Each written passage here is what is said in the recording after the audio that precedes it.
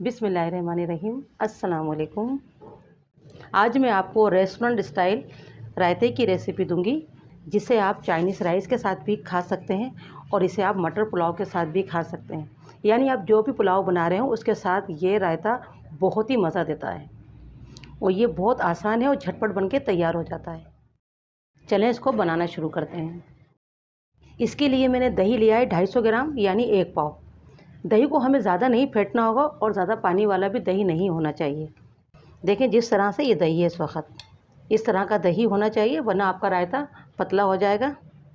सबसे पहले हम डालेंगे इसमें चाट मसाला, और ये मेरा होममेड चाट मसाला है।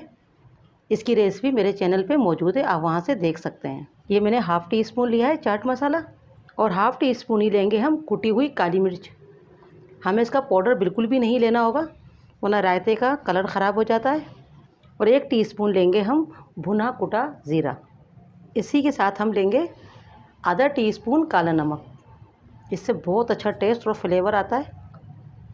और नमक भी हम लेंगे हाफ़ टी स्पून, यानी रेगुलर नमक। नमक और मिर्च आप अपने मुताबिक डालिएगा। अच्छे से हम मिक्स कर लेंगे। आप चाहें तो इसी तरह से रायते को यूज़ कर सकते हैं, इस तरह से भी ये बहुत ही मज़ेदार लगता है।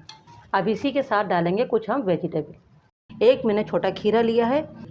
देखिए मैंने एक लिया छोटा टमाटर, अगर आपको टमाटर ज़्यादा पसंद हो तो आप ज़्यादा ले सकते हैं। और एक मैंने प्याज लिए मीडियम।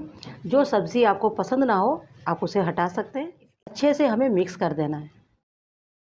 थोड़ा सा हरा धनिया डाल देंगे अब आखिर के अंदर, इसे भी हम मिक्स कर देंगे। ये लीजिए हमारा बनके तैयार हो चुका है मज़ेदार सा रायता।